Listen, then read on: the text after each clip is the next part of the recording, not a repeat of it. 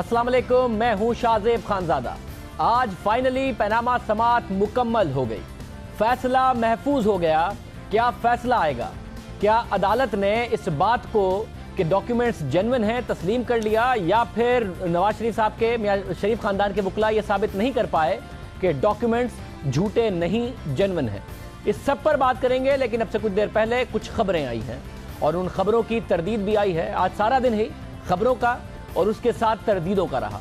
एक ऐसे वक्त में जब नून लीग को मुश्किल वक्त का सामना है, नवाज शरीफ नाअहली के खतरे से दो चार हैं, पार्टी रहनुमा वजीर आजम के दिफा में मसरूफ हैं, लेकिन चौधरी निसार मंजर से गायब ही रहे और अब उनके हवाले से अफवाहें आ रही हैं कि वो वजीर आजम का साथ छोड़ने जा रहे हैं। और चौधरी निसार के करीबी जराए का दावा है कि चौधरी निसार ने वजीर आजम से 35 साल रिफाकत खत्म करने का फैसला कर लिया है। चौधरी निसार इतवार को प्रेस कॉन्फ्रेंस में नवाज शरीफ से अलहदगी का ऐलान करेंगे। अब जराए के मुताबिक चौधरी निसार की जानिब से वजारत से भी मुस्ताफी होने का इम्कान है और चौधरी निसार साहब एक अहम वजीर भी हैं, सीनियर रहनुमा भी हैं। क्या उनके जाने से एक सिलसिला तो शुरू नहीं हो जाएगा? मगर सवाल अभी ये बाकी है कि उनकी जाने की खबरें दुरुस्त हैं या नहीं। जराए के मुताबिक चौधरी निसार समझते हैं कि उन्होंने नवाज शरीफ से वफादारी निभाई और कभी उनकी सुबकी नहीं होने दी, लेकिन अब नवाज शरीफ नापुख्ता जहनों में घिर चुके हैं और ऐसे ही लोगों ने वजीर आजम को इन हालात से दो चार किया।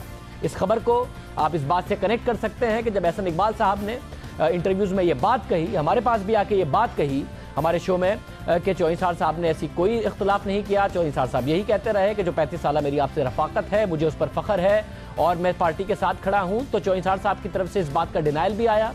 फिर जब तलब हुसैन साहब के प्रोग्राम में भी एहसन इकबाल साहब ने ये बातें की, तो चौधरी निसार साहब ने ना सिर्फ डिनाइल दिया बल्कि ये भी कहा कि ऐसे ही लोगों की वजह से पार्टी यहां तक पहुंची है। अब जराए का दावा है कि चौधरी निसार को एक माह से मुशावरती अमल से बाहर रखा गया और जराए के मुताबिक चौधरी निसार ने वजीर आजम को कौम से खिताब और GIT में पेशी से इन दोनों मामला से रोका था।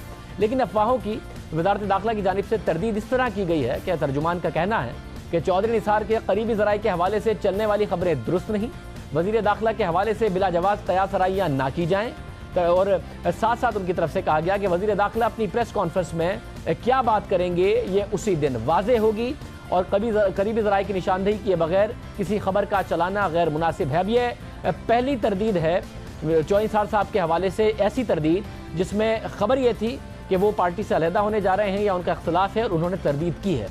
अब से पहले पिछले गुज़िश्ता एक हफ्ते में उनकी तरफ से जो भी तरदीद आई वो सिर्फ इस बात की थी कि उन्होंने मियां नवाज शरीफ साहब के हक में या पार्टी के हक में या अपनी वफादारी के हवाले से कोई बात की है।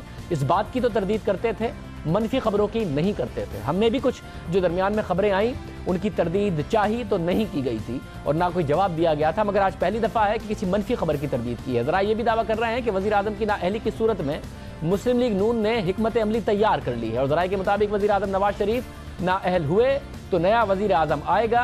इसके लिए शहबाज शरीफ को नेशनल असेंबली का मेंबर मुंतखब करवाया जाएगा और फिर नया वज़ीर आज़म उन्हें बनाया जाएगा, लेकिन उससे पहले एक इंटरिम अरेंजमेंट होगा।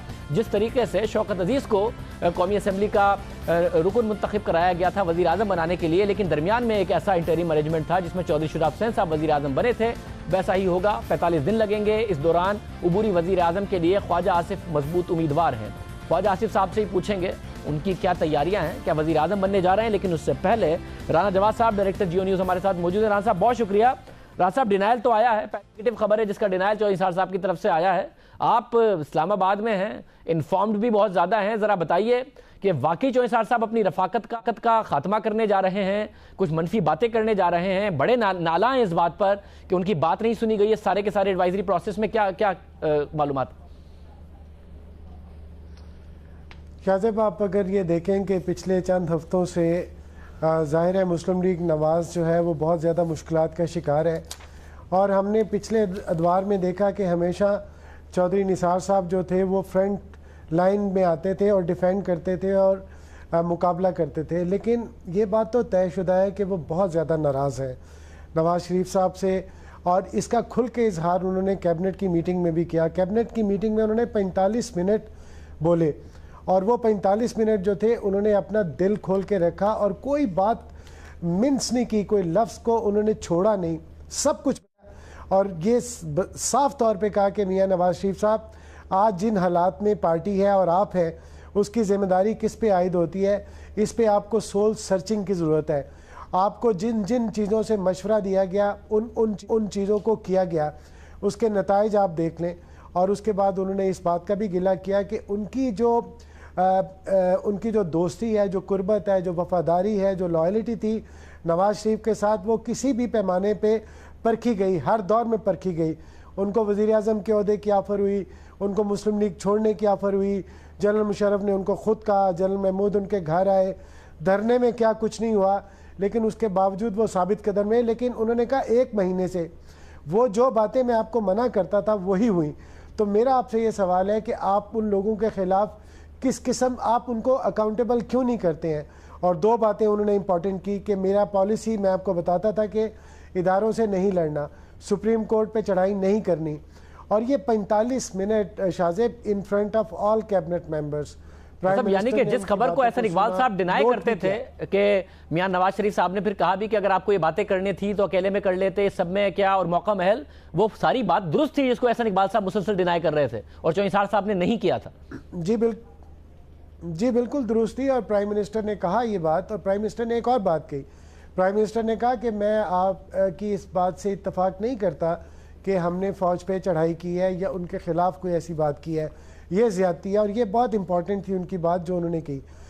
اس کے بعد دیکھیں, اب جب جو اتوار کو جو چودھری نثار صاحب پریس کانفرنس کریں گے, ظاہر ہے ایک بات تو طے ہے کہ 35 سال کی ان کی رفاقت ہے, اور ان کا جو دوستی کا اور قربت کا لیول تھا نا شاذب, وہ اگر میں کہوں کہ وہ بہت زیادہ 1 to 10 کے سکیل پہ وہ 8 اور 9 کے قریب تھا.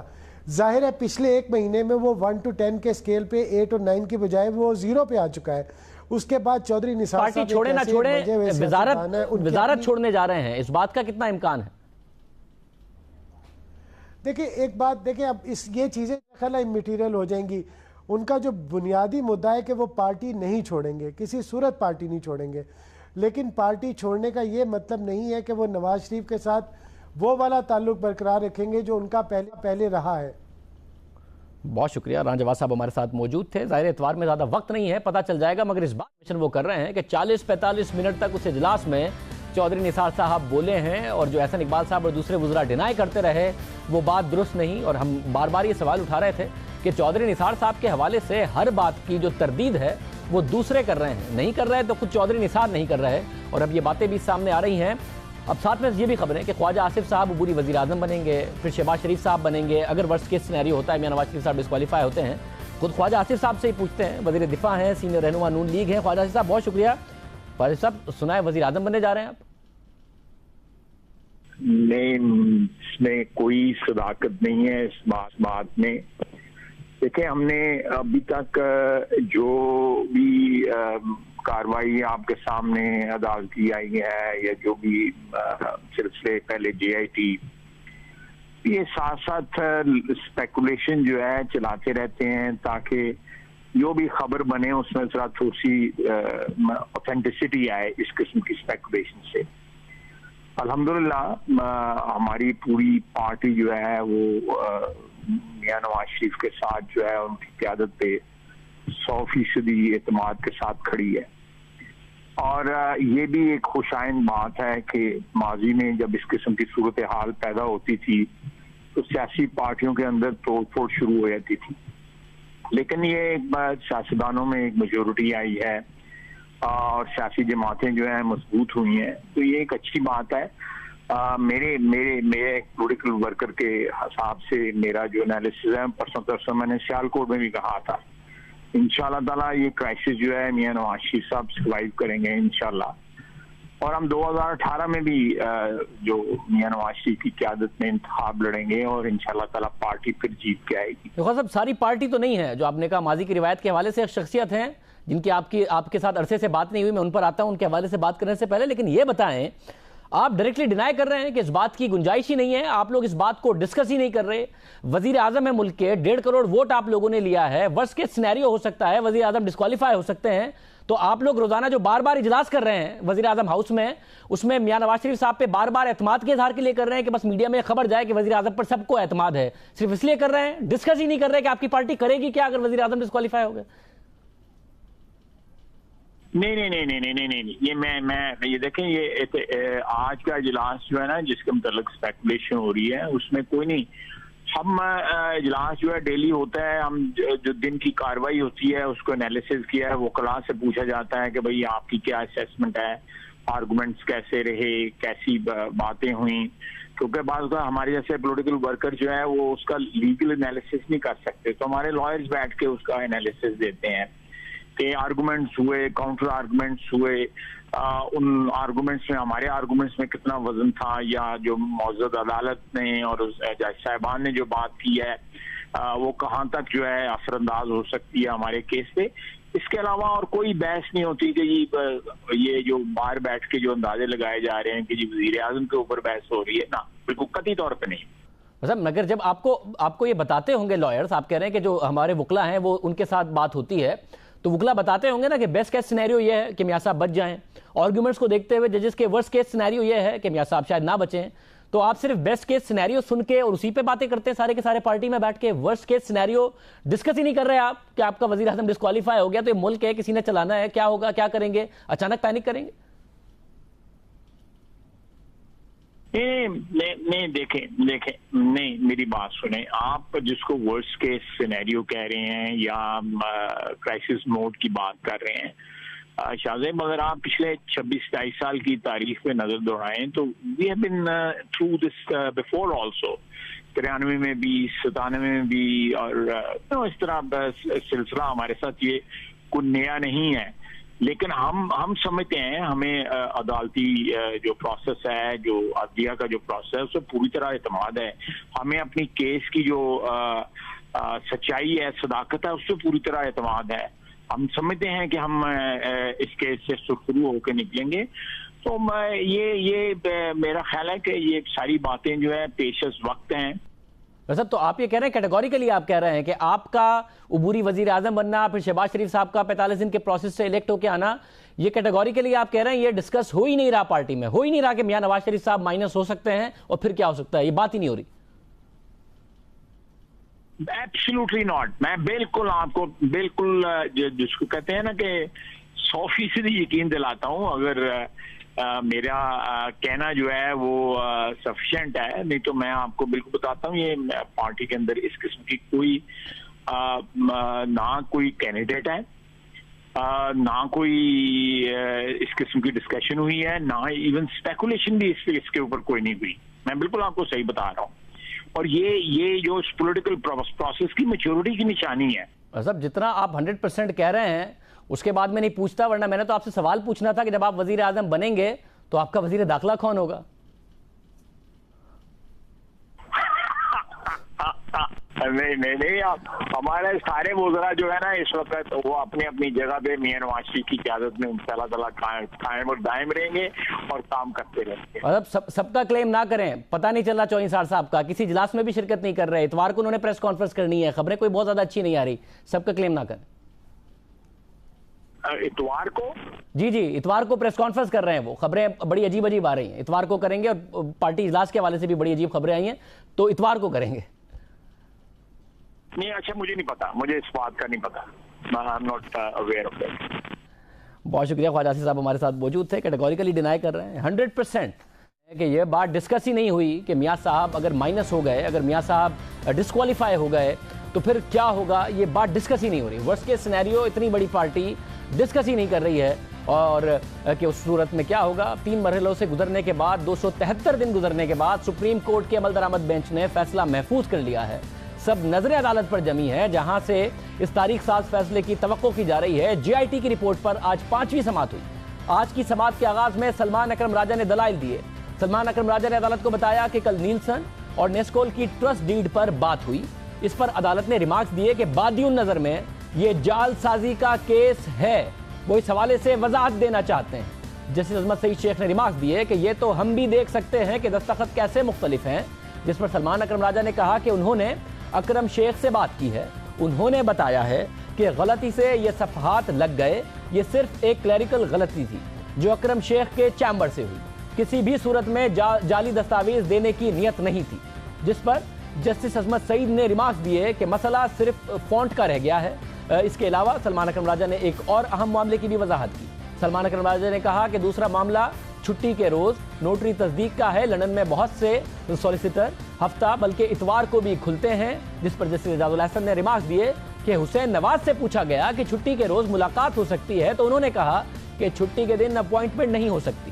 اس پر سلمان اکرم راجہ نے کہا کہ عام سوال کیا جائے تو جواب مختلف ہوگا, مخصوص سوال نہیں کیا گیا. یعنی جے آئی ٹی میں جو حسین نواز کی طرف سے بات کی گئی ہے اس کے حوالے سے وہ کہہ رہے تھے کہ سوال عام کیا گیا, اگر مخصوص سوال ان سے کیا جاتا کہ اس ٹرسٹ ڈیڈ کے حوالے سے تو جواب کچھ اور ہوتا. سماعت کے دوران بینچ کے سربراہ جسٹس اعجاز افضل نے سلمان اکرم راجہ سے پوچھا کہ کیا اس بات سے اتفاق کرتے ہیں کہ ریفرنس نیب کو بھجوا دیا جائے, جس پر سلمان اکرم راجہ نے کہا کہ میرا جواب ہے کہ کیس مزید تحقیقات کا ہے, خطوط کو بطور شواہد پیش کیا جا سکتا ہے لیکن تسلیم نہیں کیا جا سکتا. جس پر جسٹس اعجاز افضل نے ریمارکس دیے کہ وزیر اعظم نے قومی اسمبلی کی تقریر میں اثاثوں کا ذکر کرتے ہوئے ہمارے کا لفظ استعمال کیا. اس کا مطلب ہے کہ وہ اپنے آپ کو خاندان سے الگ نہیں کر رہے. وزیر اعظم نے قومی اسمبلی میں اسپیکر کو جو دستاویزات دی اس کی کاپی ہمیں نہیں دی گئی, اگر دے دی جاتی تو ہو سکتا ہے کہ نوبت یہاں تک نہ آتی. ساتھ ہی سلمان اکرم راجہ نے عدالت کے سوال پر بتایا کہ وہ قطری کی جانب سے کچھ نہیں کہہ سکتے مگر شیخ حماد بن جاسم کو ویڈیو لنک کی پیشکش نہیں کی گئی. سلمان اکرم راجہ نے اپنے دلائل مکمل کر لیے تو جسٹس عصمت سعید نے ریمارکس دیے کہ آج سلمان اکرم راجہ نے اچھی تیاری کی.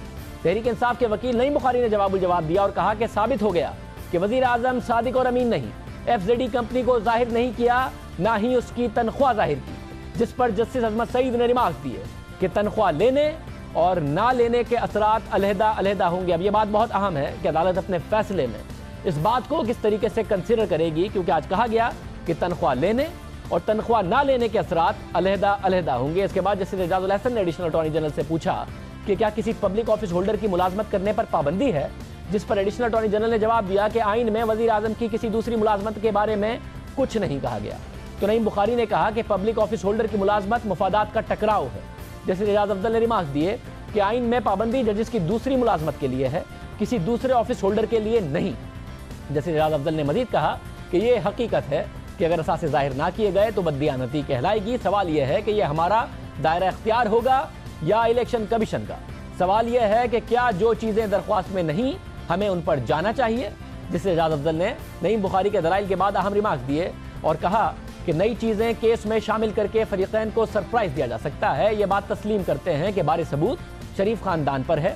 مریم نواز کو بینیفیشل مالک تسلیم کر بھی لیں تو زیر کفالت کا معاملہ آئے گا. یعنی عدالت نے آج بھی کہا کہ زیر کفالت کا معاملہ نہیں طے ہوا کہ مریم نواز میاں نواز شریف کے زیر کفالت ہیں, جبکہ مریم نواز کے زیر کفالت ہونے کے واضح شواہد نہیں ملے, عدالت کی طرف سے کہا گیا. نعیم بخاری کے بعد شیخ رشید نے جواب دیا اور کہا کہ صادق اور امین ایک گلوبل تصور ہوتا ہے. یہ نہیں ہو سکتا کہ لاہور میں صادق اور اسلام آباد میں کرپٹ ہو. شریف فیملی پیناما سے اقامہ تک پہنچ گئی, جبکہ وزیر اعظم نے تو دبئی والوں کو بھی چونا لگا دیا. حکومت والے تعویذ گنڈے بھی کر لیتے ہیں. ایک آدھ نماز پڑھتا ہوں اور اس میں جسٹس عصمت سعید کے لیے دعا بھی کرتا ہوں. دعا مانگی تھی کہ جج صاحب کیس کے دوران بیمار نہ ہو جائیں, جس پر جسٹس عصمت شیخ نے کہا کہ آپ دعا کرتے رہیں. عدالت نے جماعت اسلامی کے وکیل کو ہدایت کی کہ وہ اپنے دلائل لکھ کر دے دیں, جس کے بعد دلائل مکمل ہو گئے. عدالت نے سماعت کی اور فیصلہ محفوظ کر لیا. سلمان اکرم راجہ نے آج دلائل دیے تھے. کیا وہ عدالت کو مطمئن کر پائے ہیں اپنی نظر میں کہ ڈاکیومنٹس جعلی نہیں؟ کیا وہ خود اس بات سے مطمئن ہیں کہ ان کے اپنے موکل نے انہیں ڈاکیومنٹس جعلی نہیں دیے تھے؟ بطور وکیل وہ اس بات سے مطمئن ہے. سلمان اکرم راجہ صاحب ہمارے ساتھ موجود ہیں. سلمان اکرم راجہ صاحب بہت شکریہ. سب سے پہلے جو دبئی کے ڈاکیومنٹس ہیں اس کا بھی معاملہ اور ٹرسٹ ڈیڈ کا بھی معاملہ, دبئی کے ڈاکیومنٹس پر آتا ہوں. کیا یہ بات کنٹروورشل ہی رہی ہے آج جب سماعت ختم ہوئی, یا عدالت جے آئی ٹی کی بات مانے ہوئے تھی, آپ نہیں کنونس کر پائے کہ ان ڈاکیومنٹس میں ابھی معاملہ کنٹروورشل ہے یا ان کو ویریفائی کرانا چاہیے دبئی سے, آپ نہیں کر پائے کنونس؟ نہیں, دیکھیں دو قسم کی دستاویزات عدالت کے سامنے تھیں. ایک تو وہ ٹرسٹ ڈیڈز تھیں جن کا تعلق نیلسن ایسکال اور ایک اور کمپنی کومبر سے تھا.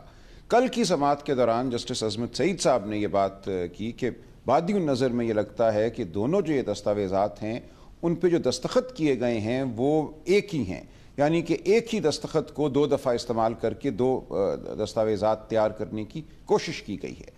ظاہر ہے یہ ایک بہت سنگین آبزرویشن تھی. اگر ایسا ہوا ہو تو یہ یقیناً جعلسازی کے زمرے میں آتا ہے. میری گزارش کل یہ تھی کہ مجھے معلوم کرنے دیں اور یقیناً اس کی کوئی معصومانہ اس کا جواب ہوگا. اور وہی ہوا. جب میں نے تحقیق کی, پتہ کیا شیخ صاحب کے چیمبر سے, تو بات جو سامنے نکلی کہ وہ یہ تھی کہ ایک ہی دستاویز کا سائننگ پیج جو ہے غلطی سے ان کے غالباً منشی صاحب نے دونوں دستاویزات کے ساتھ لف کر دیا تھا. لیکن اچھی بات یہ سامنے آئی کہ ریکارڈ پہ, JIT کے ریکارڈ پہ دونوں وہ دستاویزات اپنی اصلی حالت میں موجود تھیں. وہ دستاویزات میں نے پڑھ کر ان کو دکھائیں تو انہوں نے کہا کہ بالکل ٹھیک, بادی نظر میں دونوں دستخط مختلف ہیں, ایسا نہیں ہے کہ ایک ہی دستخط کو 2 دفعہ استعمال کیا گیا ہے. لہٰذا اب صرف معاملہ کیلیبری فونٹ والا رہ گیا. جعلسازی کی جو کل بات ہوئی تھی وہ مکمل طور پہ آج وہ تاثر زائل ہو گیا اور وہ بات ختم ہو گئی. کیلیبری فونٹ کے حوالے سے کل میں نے گزارشات کر دی تھیں کہ 2007 سے پہلے بھی, یعنی کہ 2006 یا اس سے پہلے 5 میں ممکن تھا کہ کیلیبری فونٹ کو ڈاؤن لوڈ کیا جائے اور استعمال کیا جائے. جنوری 2007 میں صرف یہ مائکروسافٹ آفس کا حصہ بنا. میں صرف اگر یہ جاننا چاہوں کہ ظاہر ہے کل آج عدالت نے کہا ہے کہ معاملہ صرف اب کیلیبری فونٹ کا رہ گیا ہے, تو جب سماعت ختم ہوئی ہے تو اس کے اوپر کیا کنوینس ہوئے ہیں ججز؟ کیونکہ کل آپ نے کیلیبری فونٹ کے حوالے سے کہا تھا, مگر آج ججز نے کہا کہ معاملہ ابھی بھی کیلیبری فونٹ کا رہ گیا ہے جب آپ وہ دستخط والے آرگومنٹ کے بعد.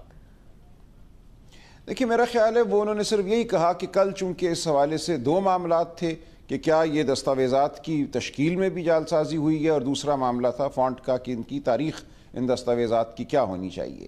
کیلیبری فونٹ پہ کل میں نے ایک بہت جامع ایک رائٹ اپ عدالت کو دے دیا تھا جس میں دکھایا تھا کہ millions of people had been given the Calibri font before January 2007. اس لیے اس بات کو دہرایا نہیں, وہ تمام وہ ایک ریٹن نوٹ عدالت کے سامنے تھا. آپ یہ کہہ رہے ہیں کہ آپ نے ایسے آفیشیل ڈاکیومنٹس عدالت کو دیے ہیں کہ 2007 سے پہلے بہت سارے جو آفیشیل دستاویزات ہیں اس میں کیلیبری فونٹ استعمال ہوا تھا, یہ آپ نے عدالت میں جمع کرائیں؟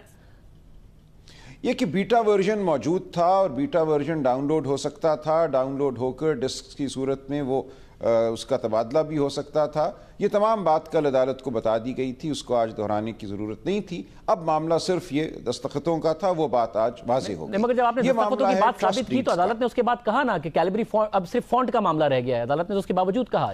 جی وہ عدالت فیصلہ اس کا اب کرے گی نا. میں نے جو کہنا تھا وہ کل کہہ دیا, اس حوالے سے اب عدالت اپنا ذہن جو بھی بنائے گی. اور میری گزارش یہی تھی کہ آپ یہ نہیں کہہ سکتے کہ یہ بات ناممکن تھی اس لیے ہوئی نہیں ہوگی, کیونکہ یہ بات ممکن تھی اس لیے جب تک مزید تحقیق تفتیش نہ ہو اس حوالے سے کوئی فیصلہ نہیں دیا جا سکتا. دبئی کے ڈاکیومنٹ کی وجہ سے صرف جو دبئی کے ڈاکیومنٹس ہیں اس میں ظاہر ہے JIT کو جو دبئی کے اتھارٹیز نے لکھا وہ کچھ اور ہے, جو شریف خاندان نے ڈاکیومنٹ دیے وہ کچھ اور ہے, انہوں نے بھی نوٹرائز کرا کے دیے ہیں, انہیں نوٹری پبلک نے JIT کو بھی جواب دیا ہے. تو یہ فیک ہیں جینوئن ہیں؟ آپ خود بطور وکیل مایوس ہوا یوں ہے, جی میں عرض کر دوں, ہوا یوں کہ جو دستاویزات شریف خاندان نے عدالت کو دیے, میرے تھرو بھی دیے, مجھ سے پہلے بھی دیے, وہ باقاعدہ نوٹرائزڈ ہیں, ان پہ UAE گورنمنٹ کا سٹیمپ لگا ہوا ہے, بار کوڈ لگا ہوا ہے, وہ تمام چیز جو ہے شریف خاندان کے بقول بالکل درست ہے. لیکن جب JIT نے ایک خط لکھا, دبئی کی منسٹری آف جسٹس کی طرف سے جواب آیا کہ یہ جو نوٹرائزیشن آپ نے ہم سے پوچھی ہے اس کا ریکارڈ ہمارے پاس موجود نہیں ہے, اس حوالے سے گزارش یہ کل کی گئی کہ ٹھیک ہے یہ ہو سکتا ہے کہ ان کے پاس اس وقت ریکارڈ کسی وجہ سے نہ ہو, لیکن اس کا یہ ہرگز مطلب نہیں ہے کہ یہ نوٹرائزیشن جعلی تھی. ہم اپنے موقف پر کھڑے ہیں اور اگر آگے معاملہ چلتا ہے, کسی تفتیشی تحقیقی عمل سے گزرتا ہے, تو ہم بالکل دبئی کی حکومت کے مجاز افسر کو بلائیں گے یا مجاز ادارے سے مزید رجوع کریں گے اور یہ ثابت کریں گے کہ یہ نوٹرائزیشن دبئی ہی سے ہوئی ہے اور اس میں کوئی جعلسازی نہیں ہے. لہٰذا وہ معاملہ بھی یہ گزارش کی گئی کہ تحقیق طلب ہے, اس حوالے سے کوئی حتمی رائے اس وقت نہیں دی جا سکتی. مسئلہ یہ ہے کہ سماعت ختم ہو گئی آج, اور سماعت کے آخر میں عدالت نے JIT کی بڑی زبردست تعریف کی ہے. یہ بھی کہا کہ کہیں خامیاں ہوں گی مگر مشکل ترین حالات میں زبردست کام کیا, یہ کہا گیا. تو یہ ویریفائی ہوئے بغیر کہ آپ ٹھیک کہہ رہے ہیں یا پھر JIT ٹھیک کہہ رہی ہے یا پھر دبئی کے حکام سے سوالوں کے جواب میں کچھ مس انڈرسٹینڈنگ ہو گئی, یہ اسٹیبلش ہوئے بغیر ہی سماعت ختم ہو گئی ہے, تو عدالت نے فیصلہ اویلیبل ڈاکیومنٹ پہ کرنا ہے یا ابھی لکھت پڑھت ہو سکتی ہے دبئی کے ساتھ؟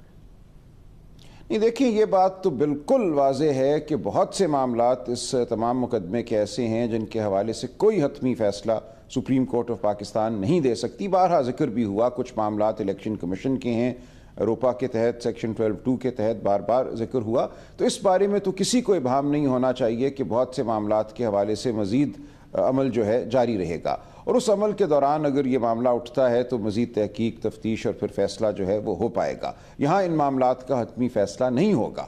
جو سوال رہ گیا ہے وہ صرف یہ رہ گیا ہے کہ ان تمام نقائص اور کمیوں کے باوجود کیا سپریم کورٹ آئین کے آرٹیکل 184(3) کے تحت وزیر اعظم صاحب کے حوالے سے آرٹیکل 62-63 جو آئین کے ہیں کوئی فیصلہ دے سکتی ہے یا نہیں دے سکتی.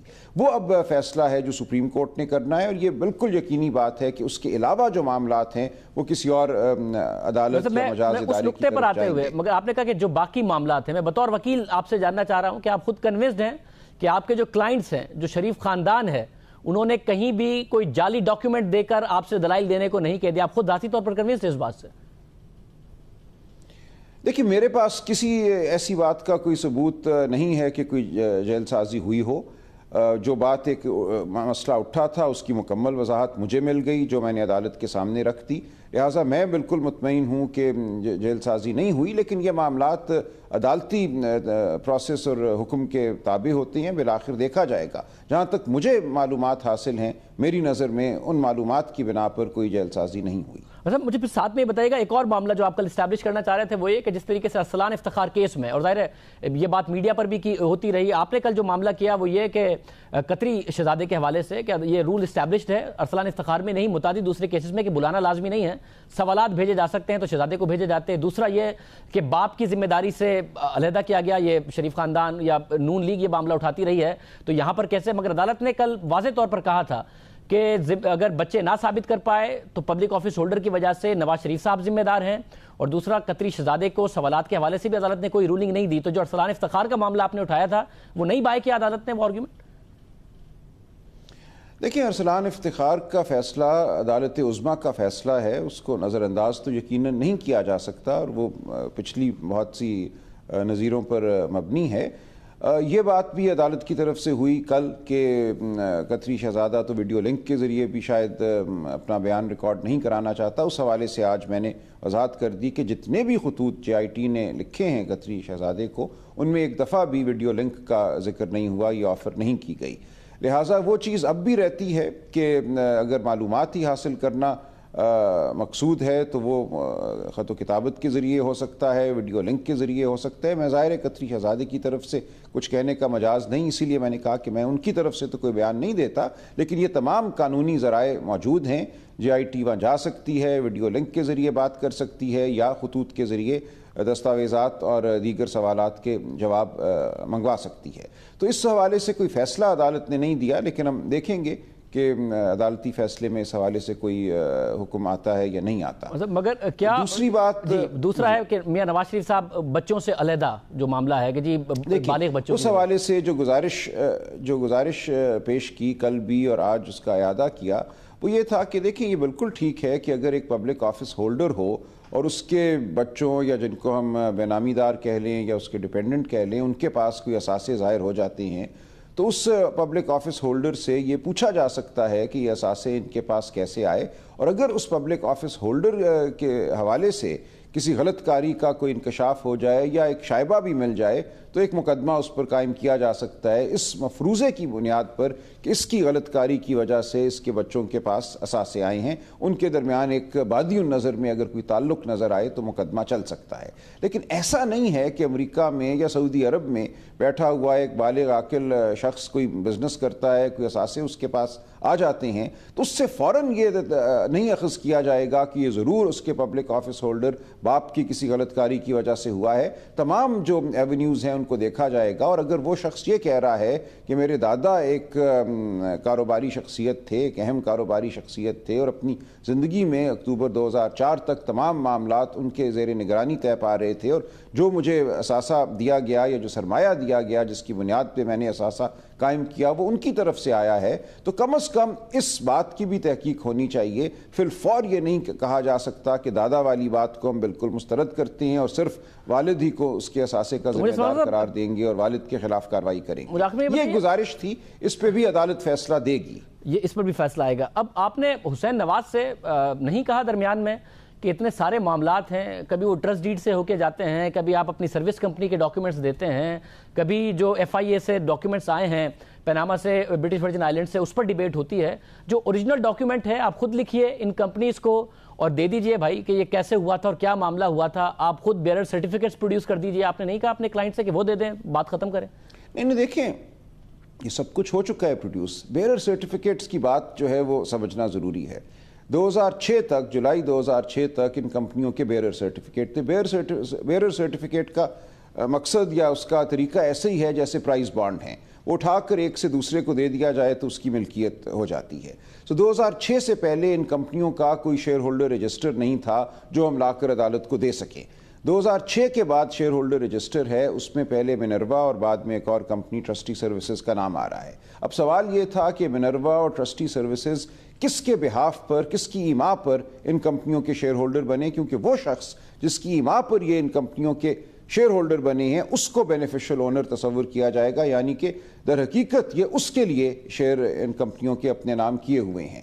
اس حوالے سے کل بھی اور پہلے بھی جب یہ 5 ممبر جج صاحبان کے سامنے مقدمہ چلا تھا، بہت سی دستاویزات ہم نے دیں جن سے یہ نظر آ رہا ہے کہ نیلسن اور نیسکال کے ساتھ تمام معاملات ایک کمپنی ارینا لمیٹڈ کرتی ہے، جس کے مالک فیصل ٹیوانا صاحب جو ہیں وہ ان کے بل بھی ادا کرتے ہیں، ان کے انوائس ادا کرتے ہیں، اور فیصل ٹیوانا کا ایک معاہدہ جو ہے حسین نواز کے ساتھ ہے ان کمپنیوں اور ان پراپرٹیز کے حوالے سے. مطلب یہ سارے درمیان کے ہیں نا، منروا سے لے کر اور ان کی جو دوسری کمپنی ہے اور پھر یہ سارے معاملات اوریجنل برٹش ورجن آئلینڈ سے کیوں نہیں ایک لکھ کر کہ جی یہ دیکھیں نیلسن اور نیسکول کی وہاں پر کیا لسٹنگ ہے، یہ لے لیجئے. جو ایف آئی اے نے دیا اس میں کہیں نہ کہیں خامی نہیں، وہاں کچھ نہیں ہے نا. میں یہی عرض کر رہا ہوں کہ وہاں پہ تو صرف اتنا ہوگا کہ نیلسن اور نیسکال کے شیئر ہولڈر کون ہیں جولائی 2006 کے بعد. وہ بات تو اب بحث طلب نہیں ہے، وہ سب مانتے ہیں کہ جولائی 2006 کے بعد شیئر ہولڈر جو کتابوں میں جن کا نام درج ہے وہ منروا اور اس کے بعد ٹرسٹی سروسز ہیں. مگر جو ایف آئی اے صرف یہ ہے وہاں کی ایف آئی اے نے ڈاکیومنٹس دیے ہیں اس جے آئی ٹی کو، اسی بنیاد پر تو وہ اسٹیبلش کر رہے ہیں، تو آپ اس کے اگینسٹ ڈاکیومنٹس وہیں سے لا کے دیں گے. میں عرض کر دوں دیکھیں انہوں نے کیا ڈاکیومنٹ دیا ہے ایف آئی اے نے برٹش ورجن آئلینڈز کی. انہوں نے ایک خط لکھا موسیک فونسیکا کو، جو وہ قانونی فرم ہے جس کے یہ لیک کی وجہ سے پاناما لیکس کا معاملہ ہوا. موسیک فونسیکا نے منروا کو لکھا جو کہ وہ کمپنی تھی 2006 میں جو کہ ان کمپنیوں نیلسن اور نیسکال کی شیئر ہولڈر بنی، کہ آپ کس کے بہاف پر یہ شیئر رکھے ہوئے ہیں، بینیفیشل اونر کون ہے. منروا نے 2012 میں ایک خط لکھا جس میں انہوں نے کہا کہ ہم یہ مریم صفدر صاحبہ کے بہاف پہ شیئر رکھے ہوئے ہیں، یعنی کہ بینیفیشل اونر وہ ہیں. اب اس کے بعد منروا کی جو خط و کتابت حسین نواز کے ساتھ ہوئی، جو دیگر انہوں نے دستاویزات تیار کیں، ان کی روح سے یہ نظر آ رہا ہے کہ جو 2012 میں انہوں نے کہا وہ ایک غلط فہمی کی بنیاد پہ تھا، کیونکہ مریم صفدر صاحب کا نام ان کو دیا گیا تھا بطور آتھرائزڈ ریپریزنٹیٹیو. ایک فارم ہے جو بہت گردش بھی کرتا رہا، اس پہ اوپر کوئی 8 کیٹیگریز لکھی ہیں، beneficial owner, authorised representative, attorney, اور نیچے لکھا ہے کہ نام کیا ہے. کہیں یہ نہیں لکھا کہ جو نام لکھ دیا گیا ہے وہ صرف بینیفیشل اونر کا ہے. ہمارا موقف یہ ہے کہ کچھ عرصے کے لیے مریم صفدر صاحبہ آتھرائزڈ ریپریزنٹیٹیو تھیں حسین نواز کی. اس حوالے سے ہو سکتا ہے ان کو غلط فہمی ہوئی ہو، ورنہ تمام اس دور میں جو منروا کے اخراجات ہیں، جو ان کے بل ہیں، جو ان سے گفتگو ہے، ان کو ہدایات دینا ہے، وہ حسین نواز شریف کی طرف سے آخر میں بتائے گا جو والیوم 10 ہے آج عدالت نے وہ کھولا، کیا ملا آپ کو اس میں، اگر آپ کو تھوڑا بہت دیکھنے کا موقع ملا ہو؟ والیوم 10 میں کیا تھا؟ دیکھیں والیوم 10 میں وہ میوچل لیگل اسسٹنس کی ریکویسٹس ہیں، یعنی کہ باہمی جو تعاون کے معاہدوں کے تحت مختلف ممالک کو بھیجی گئی ہیں درخواستیں معلومات کے لیے، اور یہ وہ درخواستیں ہیں جن کے حوالے سے ابھی تک جواب نہیں آیا. تو کوئی اس میں بڑی بات نہیں تھی. ایک معاملہ ہم دیکھنا چاہتے تھے کہ برٹش ورجن آئلینڈز کے اٹارنی جنرل نے 16 جون کو جے آئی ٹی کو یہ لکھا تھا کہ آپ کی جو درخواست ہے میوچل لیگل اسسٹنس کی اس پر عمل نہیں ہو سکتا. لیکن اس کے بعد ہم نے دیکھا کہ 3 جولائی کو کچھ انہوں نے یہی موسیک فونسیکا والا جو لیٹر ہے بھیج دیا. تو یہ ابہام تھا کہ 16 جون اور 3 جولائی کے درمیان کیا ہوا. وہ ابہام دور ہو گیا کہ مزید خط و کتابت ہوئی تھی، جس کے بعد اٹارنی جنرل نے معلومات دینے کا فیصلہ کر لیا. تو مزید کرسپونڈنس ہوئی ہے 16 جون کے بعد، تو انہوں نے کیا ایسی معلومات دی؟ ایسی معلومات ہیں جو آپ کے خلاف جاتی ہیں یا ایسی معلومات ہیں جو آپ کے حق میں جاتی ہیں؟ کیا معلومات دی؟ کیونکہ 16 جون والی کرسپونڈنس میں تو انہوں نے کہا تھا کہ چیزیں اسٹیبلش نہیں ہو رہی تو ہم نہیں دے سکتے. جی میں شاہ زیب آپ کو ٹھیک سن نہیں سکا آخری آپ کا مزید کرسپونڈنس میں کیا معلومات انہوں نے دی ہے؟ ایسی معلومات جو آپ کے کلائنٹ کے خلاف جاتی ہے؟ وہی معلومات جو موسیک فونسیکا والا جو لیٹر ہے، پہلے انہوں نے وہ بھی دینے سے انکار کر دیا تھا 16 جون کو. 3 جولائی کو انہوں نے وہی جو خط موسیک فونسیکا کا ہے وہ بھیج دیا. جو انہوں نے خط لکھا تھا برٹش ورجن آئلینڈز کی فائنینشیل انویسٹیگیشن ایجنسی کو، وہ خط انہوں نے بھیج دیا کہ ہمیں یہ خط ملا تھا موسیک فونسیکا کی طرف سے۔ ہماری گزارش یہ تھی کہ یہ تمام خطوط جو ہیں کسی بھی معاملے کی حتمی دلیل یا شہادت نہیں ہو سکتے، ہمیں موقع دیا جانا چاہیے کہ ہم وہ دستاویزات جو ہمارے پاس موجود ہیں وہ پیش کر سکیں، تاکہ بالآخر جو بھی مجاز ادارہ یا عدالت ہوگی وہ فیصلہ کر سکے کہ حقیقت کیا ہے۔ بہت شکریہ سلمان اکرم راجہ صاحب ہمارے ساتھ موجود تھے، دلائل دیتے رہے، آ کر بتا رہے تھے کہ جو مختلف معاملات تھے، جو جال سازی کی بات بار بار ہو رہی تھی، اس کے اوپر کیا آرگیومنٹ ہوئے۔ ظاہر فیصلہ عدالت نے کرنا ہے کہ وہ کس حد تک کنونس ہوئے ہیں اس بات سے۔ یہ کہتے ہیں کہ کچھ معاملات ایسے ہیں جو کہ ظاہر تحقیق طلب ہیں، جو کچھ معاملات ہیں وہ باقاعدہ طور پر اسٹیبلش ہو گئے۔ ٹرسٹ ڈیڈ کا کہہ رہے ہیں کہ یہ اسٹیبلش کرنے میں کامیاب ہوا ہوں کہ وہ جعلی نہیں تھی۔ جو فونٹ کے حوالے سے بھی بہت سارے ایسے ڈاکیومنٹس دینے میں کامیاب ہوئے ہیں کہ اس سے پہلے 2007 سے پہلے بھی یہ ڈیلنگز ہوا کرتی تھی اگر یہ آفیشیل نہیں ہوا تھا یا ڈیفالٹ فونٹ نہیں ہوا تھا۔ پروگرام میں بریک شامل کرتے ہیں، وہی خبر بات کریں گے۔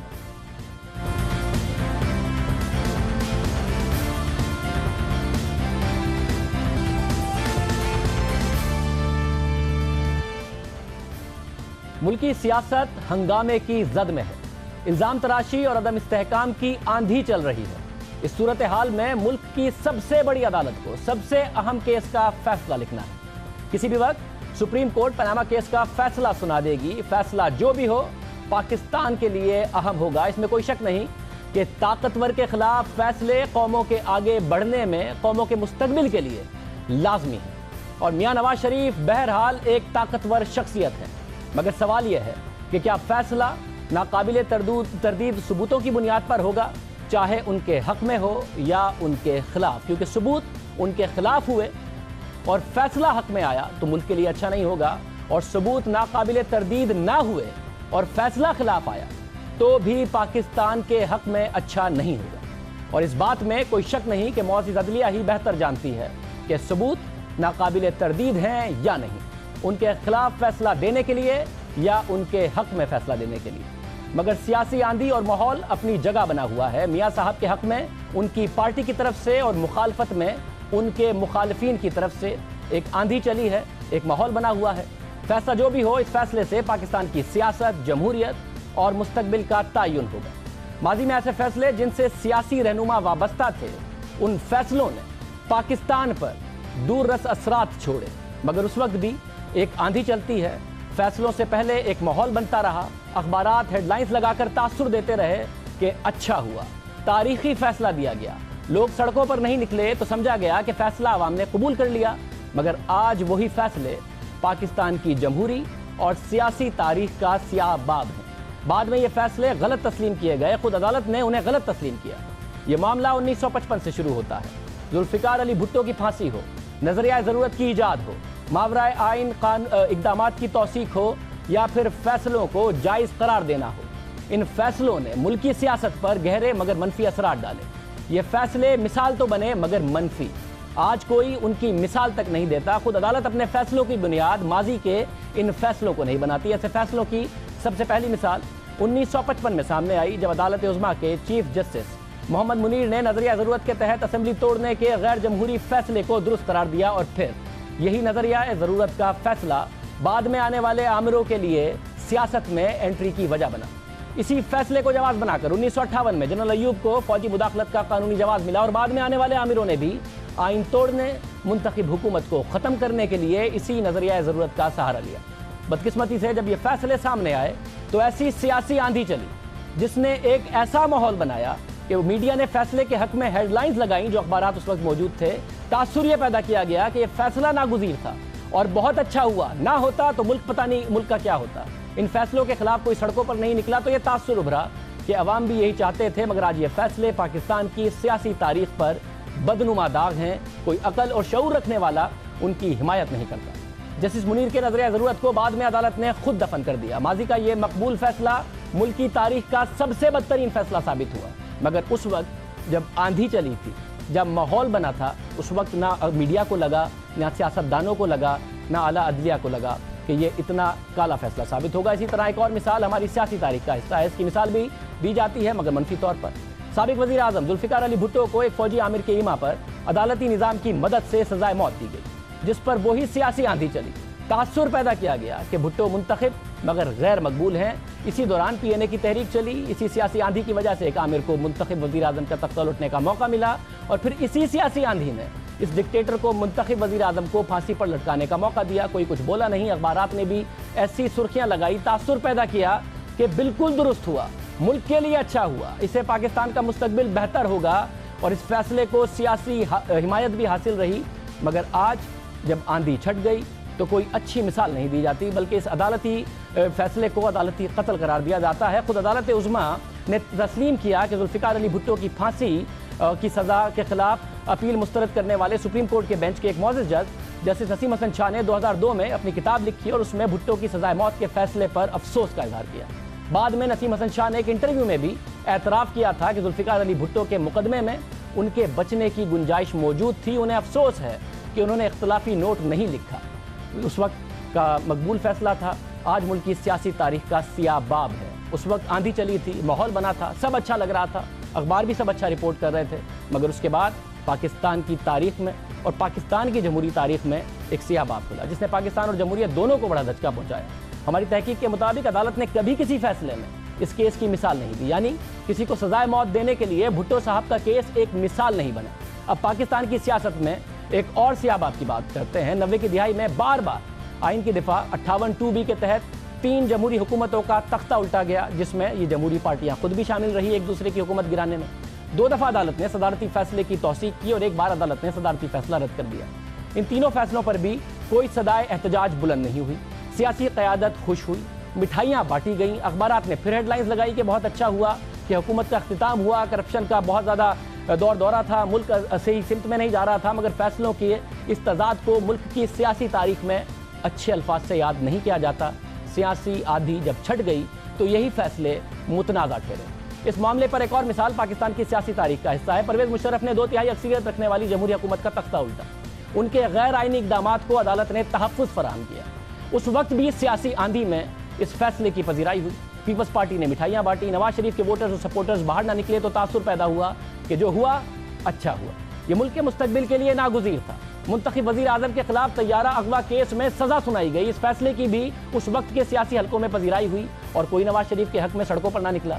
मगर फिर ये सब मुल्क की तारीख का सियाह बाब बन गया। उस वक्त भी मीडिया अच्छी अच्छी हेडलाइंस लगाता रहा, कोई तनकीद नहीं कर रहा था। मगर आज जब उसको देखते हैं, सियासी आंधी छट गई है और मामला नजर आता है कि वो भी एक सियाह बाब था। कोई भी इन इक़दामात को दुरुस्त करार नहीं देता। माजी के इन मुतनाज़ फैसलों को खुद अदालत ने भी बाद में मुतनाज़ तस्लीम किया।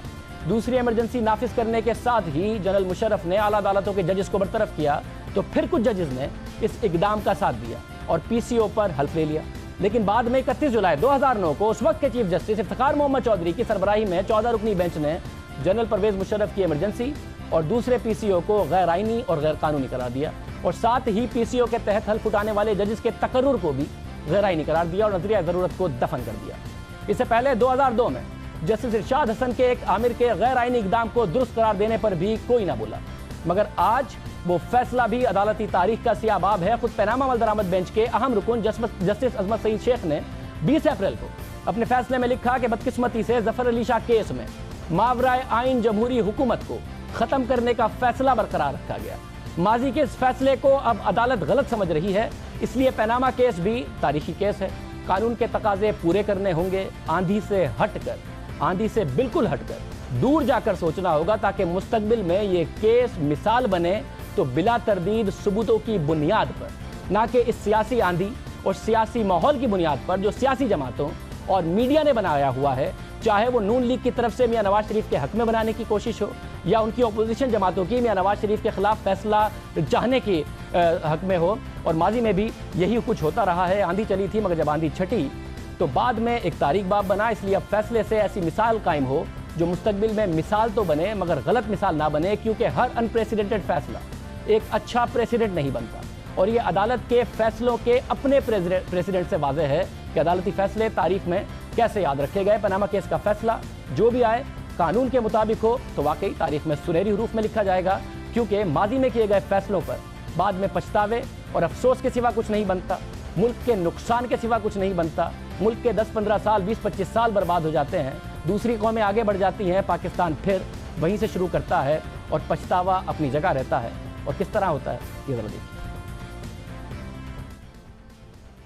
ہو تو سکتا تھا، مگر جب وہ جو ان کا وکیل ہے وہ کہتا ہے مجھے سزا کی کوئی پرواہ نہیں، مجھے تو کوٹل چاہیے، میں سمجھتا ہوں بھٹو یعنی جو ہے وہ سر آپ ڈسینڈنگ نوٹ تو دے سکتے تھے نا، جب آپ دے تو سکتا تھا، مگر یعنی میرے خیال میں اس میں کچھ تھوڑی سی ہماری بھی کمزوری ہے اور کچھ اس کی یا بختیار کی بھی تھی، یعنی ضد اس نے ہمیں ایک قسم کا ناراض کر دیا، یا بختیار نے آپ کو ناراض کر دیا. لیکن سر آپ خود تسلیم کرتے ہیں کہ یہ بھٹو کو یہ ملنا چاہیے تھا، یہ بینیفٹ آف ڈاؤٹ ملنا چاہیے تھا.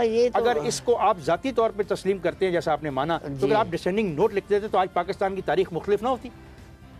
پتہ نہیں مختلف ہوتی یا نہیں ہوتی، مگر کم از کم اس کی جان بچ جاتی، اور مجھے بھی اس کا بعد میں کافی افسوس رہا. اجازت دیجیے، اللہ حافظ.